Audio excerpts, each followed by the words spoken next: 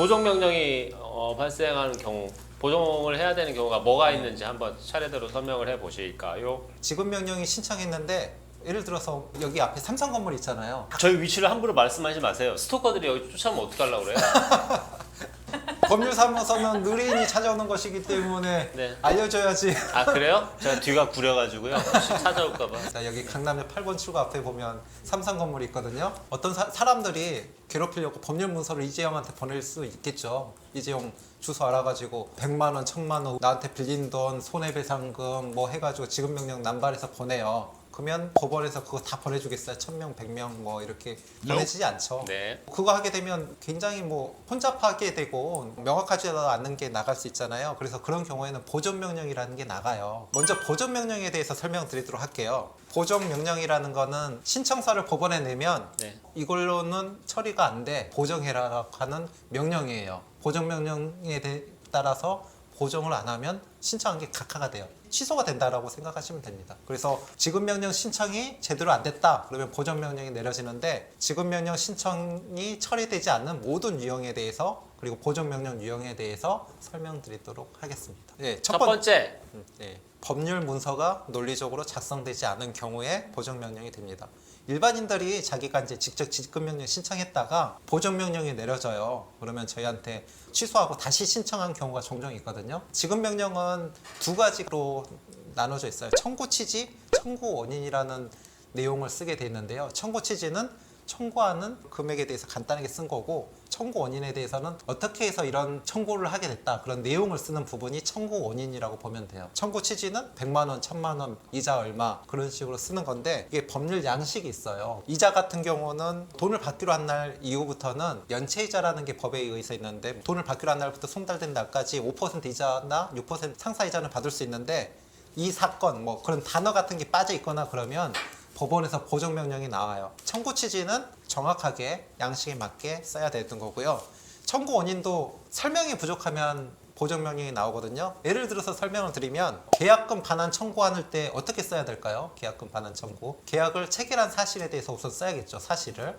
그리고 반환을 하려면 지급한 돈에 대해서 설명을 해야겠죠. 지급한 것도 없이 반환 청구할 수가 없잖아요. 계약을 체결했고 돈을 지급을 했고 계약을 해지했기 때문에 해지할 수 있는 권리가 있어서 해지를 해서 반환을 청구한다는 모든 내용이 있어야 되고 그 내용 중에 하나라도 없으면 보정명령이 내려질 수가 있어요. 그래서 법적인 권리에 대해서 설명이 명확하지 않으면 보정명령이 내려지니까 논리적으로 작성하기가 굉장히 법률 문서가 좀 쉽지 않잖아요. 그런 분들은 저희 통해서 이용하시면 보정명령 없이 지급명령 신청이 가능합니다. 그리고 두 번째, 실제로 신청한 사람들이 자기가 신청하다가 잘못 신청해가지고 자기가 신청했던 걸 첨부하신 분들이 있어요. 신청한 사람들이 잘못 신청해가지고 보정명령 나온 유형에 대해서 제가 많이 알게 되거든요. 네. 그래서 한번 설명을 드리면 청구 취지 및 청구 원인 내용이 서로 다른 경우에 보정명령이 내려져요. 네. 법원에서는 서류가 네. 법률 문서인데 정확해야 될 거 아니에요. 네. 예를 들어서 상대방한테 1000만 원을 청구했는데 내용에는 내가 1500만 원 빌려줬어. 그러면 내용이 안 맞잖아요. 네. 그러면 법원에서는 무조건 보정명령이 내려져요. 그걸 수정 안 하면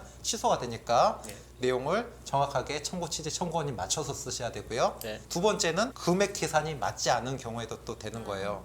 예를 들어서 청구 원인에 1000만 원 빌려줬고 500만 원을 받았어요. 근데 갑자기 700만 원을 달라고 해요. 네. 1000만 원 빌려주고 500만 원 받았으면 받을 돈이 500만 원이잖아요. 네. 특별히 뭐 이자나 그런 내용 없이 갑자기 네. 계산이 안 맞거나 네. 그런 경우 있으면 법원에서 다 일일이 계산합니다. 그래서 네. 그런 경우에도 보정명령이 내려지고요. 이자를 청구하면서 이자 계산이 없거나 잘못된 경우에도 많이 됩니다. 그냥 뭐 500만 원 빌려주고 600만 원 받기로 했다. 네. 근거 자료가 없으면 법원에서 보정명령이 내려져요. 네. 왜냐하면 국가에서 돈을 강제로 받기로 하는 건데 근거가 명확해야 되고 이론이라도 틀리면 또 안 돼요. 그래서 만약 계산이 어려우신 분들은 전문가의 도움을 받아가지고 청구하시는 게 좋고요. 그래서- 아까 말한 것처럼 계산을 하게 되면 계산에 근거 자료가 있어야 되는데 500만 원 빌려줬는데 이자 10% 받기로 했어요. 중간에 100만 원 받았는데 이자까지 해보니까 450만 원이라고 해가지고 청구를 해요. 근데 네. 계산하는 근거 없이 하면 이게 맞는지 틀린지 모르잖아요. 예. 계산표든 설명이든 법리든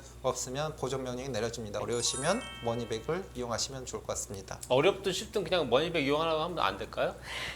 그러면 가장 좋죠. 네. 네, 쉽고요. 그리고 첨부 자료가 없거나 소명이 안 되거나 안 맞는 경우에 보정명령이 보정명령이 내려집니까? 내려져요. 예. 예를 들어서 내가 대여금이라고 해가지고 지급명령 신청했어요. 뭐 네. 돈을 2021년 1월 1일 날 10% 이자로 돈을 빌려줬다고 됐는데 이체 내역을 첨부했어요. 네. 근데 이체 내역에 2021년 3월 1일 이체한 게 있어요. 안 맞으면 서류랑 다르네. 그래서 법원에서 보고 또 보정명령 내려지는 경우가 있거든요. 예. 첨부 자료랑 안 맞으면 내려지는 경우가 있고 뭐 3번에 걸쳐서 100만 원씩 빌려줬는데 갑자기 다른 날 빌려줬다 그러면 근거 자료랑 안 맞네요. 보정해 보세요. 그렇게 보정명령이 내려지는 경우가 있습니다. 그리고 체불임금 신청하시는 분들이 많이 실수하는 건데 근거 자료 없이 신청하는 경우가 있어요.